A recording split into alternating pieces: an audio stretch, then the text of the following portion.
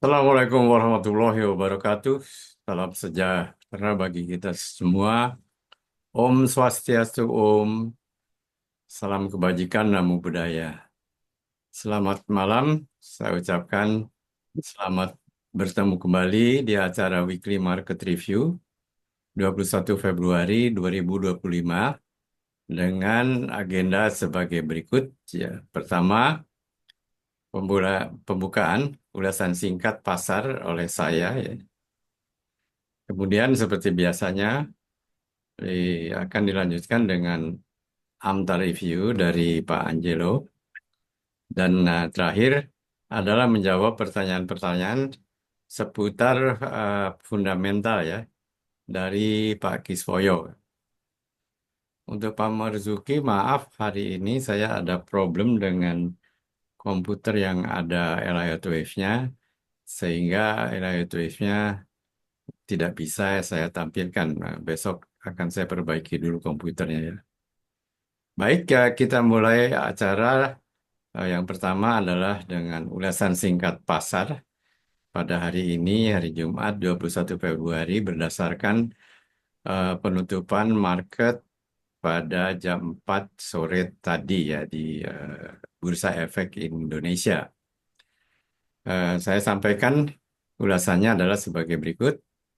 Pertama, ulasan IHSG berdasarkan charts daily ya. Kita lihat di sini charts daily. Ini chart daily ya, dan chart weekly. Nah, secara visual aja sudah kelihatan bahwa berdasarkan gambar ini ya, IHSG sedang berada dalam tren bearish, baik pada daily charts ya, maupun pada weekly charts ya. Analisis ini dapat dikonfirmasi dengan melihat pergerakan harga serta indikator MACD yang menunjukkan sinyal negatif. Kalau lihat kita harga ya, saya rubah dulu ininya ya. Oke, kalau kita lihat harga, ini jelas trennya masih downtrend ya. Kita lihat di sini ah, masih downtrend sekali ya. Nah, lihat ya, masih downtrend ya. Jadi kita sudah bisa, jadi ini jelas sekali bahwa market sedang dalam keadaan bearish. Penutupan pada hari ini adalah di 6792 yang naik 0,07% ya. Chart daily maupun weekly masih seperti kita katakan tadi dalam keadaan bearish dengan support kuat di sekitar 6.500 di sini ya. Support kuatnya 6.500. Indikator teknis kita lihat misalnya Bollinger Band di sini harga masih di bawah garis tengah middle band, jadi bisa di bawah middle band baik kedua-duanya ini ya. Dan ini middle band bisa merupakan resisten dari pergerakan IHSG ya. Dan kita lihat baik daily charts, begitu dia mendekati resisten, didorong lagi ke bawah oleh garis resisten tersebut ya. Kita lihat baik dia di daily charts maupun di weekly charts. Kita lihat di sini weekly charts masih di bawah garis Bollinger Band ya. MACD harga masih dalam kondisi negatif baik di daily maupun weekly charts, mengindikasikan momentum masih lemah. Nah, kita di dalam MACD daily masih ada kelihatan sepertinya ini adalah uptrend ya, merahnya di atas. Akan tapi ini merupakan saya kira mau technical rebound yang sifatnya mungkin dead cat bounce ya. Dead cat bounce itu adalah rebound sementara yang kemungkinan dia akan jatuh kembali ya. Stochastic slow kita melihat daily di area overbought ya. Dan kita lihat juga masih ada dead cross ya antara garis kuning dan merah. Meskipun weekly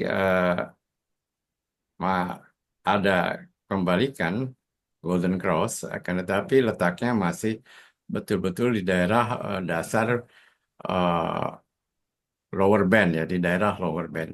Jadi kita melihat bahwa daily tekanan masih kuat, weekly masih dalam keadaan bearish di bawah middle band, sehingga bisa saja ini menjadi rebound sementara.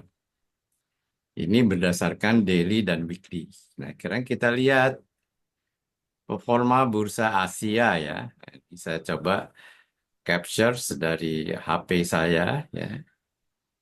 Bursa yang muat Hang Seng ya 3,99% menunjukkan rebound signifikan. Bisa jadi karena stimulus atau sentimen positif di pasar Hong Kong atau Cina ya.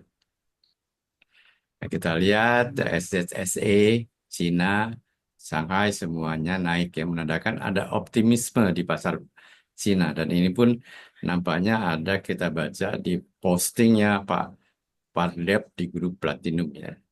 Nikkei juga naik tipis ya. Nah, bursa yang melemah adalah Australia, Nifty dan BSE. Ada menunjukkan tekanan jual di pasar Australia maupun India. Analisa global ya.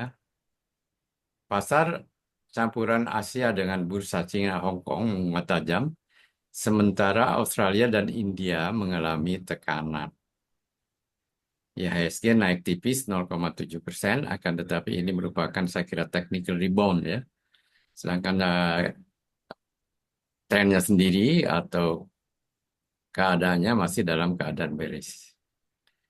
Jika Hang Seng menjadi leading indicator untuk Asia, bisa jadi rebound. Bisa jadi rebound ini berpotensi untuk menular ke IHSG jika sentimen tetap positif. Walaupun demikian, kita lihat nanti Eropa dan Wall Street nanti malam ya, yang hari ini belum terlihat. Sudah dapat dilihat Eropa, akan tetapi kan masih dalam eh, belum ditutup ya, nutup nanti jam 12 malam ya. Tetapi jika mereka melemah, karena mereka sekarang ini belum ditutup, IHSG bisa saja tertekan kembali. Di sini kita melihat ada ketergantungan antara satu bursa dengan bursa lainnya. Jadi kita tidak berdiri sendiri ya. Satu bursa bisa mempengaruhi bursa lainnya.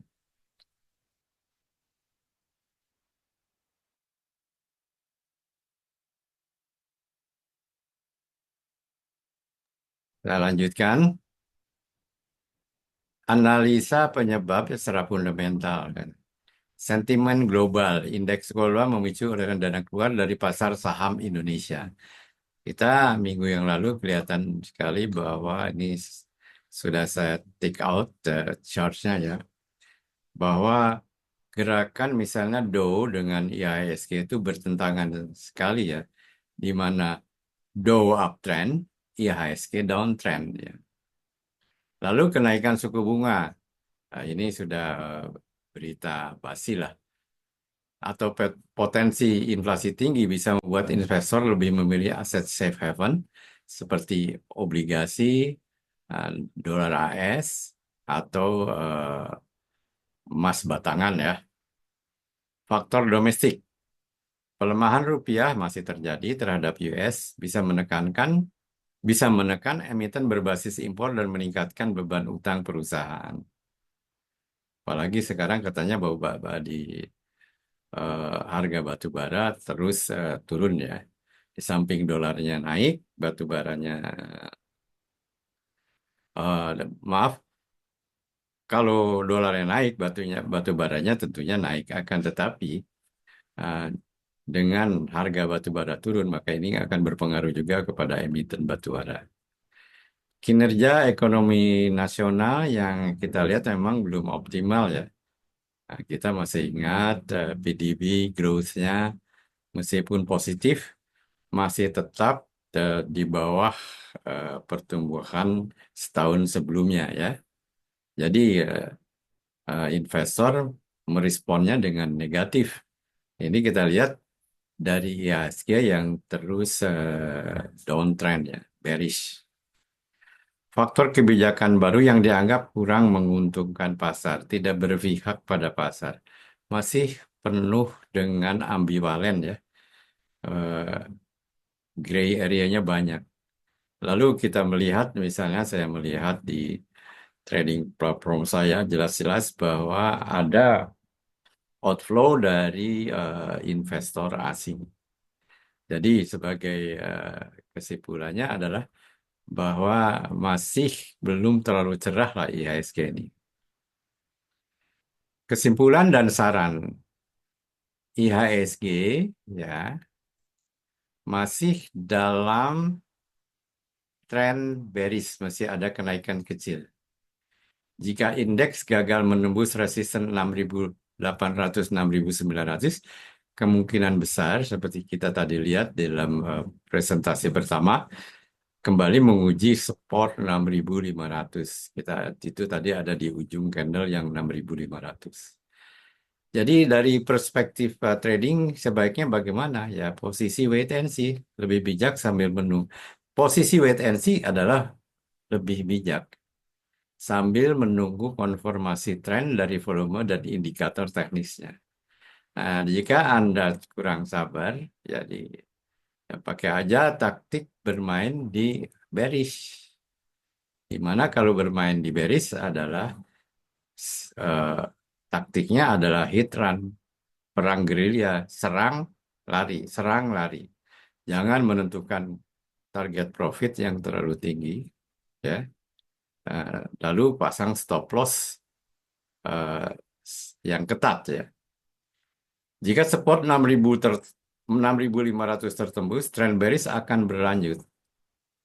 Sementara jika IHSG mampu bertahan dan rebound, tentunya recovery ada, ya. Nah ini DCA lah, nyicil lah, ya, untuk investor jangka panjang. Bisa mulai dengan mencicil saham yang fundamentalnya kuat. Sementara kembali tadi trader sebaiknya menunggu konfirmasi sinyal beli dari tindak indikator teknis. Nah, bahwa di eh, suasana bearish pun pasti ada indikator yang maksudnya ada indikator-indikator sinyal beli, ya. Akan tapi harus diperhatikan bahwa di dalam masa bearish kenaikan itu selalu terbatas, ya. Kalau kita mungkin nanti belajar besok di acaranya Pak Al-Fatih bahwa di dalam masa bearish kenaikan itu selalu lebih rendah daripada penurunan, selalu lebih pendek dari penurunan. Oleh karena itu target profit jangan pasang terlalu tinggi, sedangkan stop loss seketat mungkin. Itu yang harus dikasih uh, perhatikan oleh para trader. Nah, ini sebagai ilustrasi aja, ya. Eh, saya kasih gambar supaya eye catching, ya. Nah, kalau tanpa gambar kan istilahnya sepi-sepi saja. Nah, ini adalah perbandingan investing versus trading, ya. Eh, Cash flow allocation dan ini adalah cash flow allocations, ini adalah cash flow generation.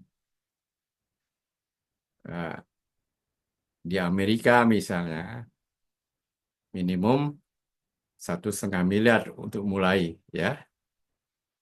Lalu ini ini mah 16 juta aja sudah bisa mulai. Nah, kalau trading, ya. Nah, longer term, mingguan dan bulanan. Di sini days, intradays, calving, ya, atau weeks, ya. Ini adalah mencari penghasilan tahunan. Istilah generate wealth, istilah memupuk kekayaan. Sedangkan ini adalah mencari penghasilan. Ya, mengasih penghasilan sekitar 8 juta per bulan dari eh, di 10 dari modal 16 juta rupiah. Kalau ini adalah mencarinya saat mulai dari penghasilan yang sedikit sekali, ya. Akan tapi ini sangat jangka panjang. Building wealth, ya. Ah, di sini hati-hati nih. Meskipun bisa penghasilannya dari $10.000 bisa menghasilkan 500 dolar per bulan, ya. Akan tetapi eh, diketahui kalau tidak belajar bahwa 83% dari trader itu 85%, jadi itu akan hilang dari peredaran. Oleh karena itu silakan ikuti pelatihannya besok, ya, agar kita tidak menjadi umat yang masuk 85% yang hilang dari peredaran trader, ya, karena tidak mempersiapkan diri dengan baik, ya, ilmu, pengalaman maupun disiplinnya. Baik, saya kira cukup sekian ulasan pasar saya. Semoga bermanfaat bagi Anda-Anda sekalian. Selanjutnya, saya akan s- persilahkan Pak Angelo untuk melanjutkan presentasinya.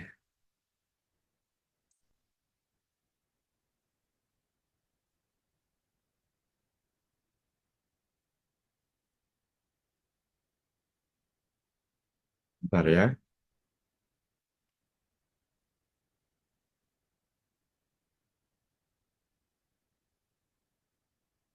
stop share dulu.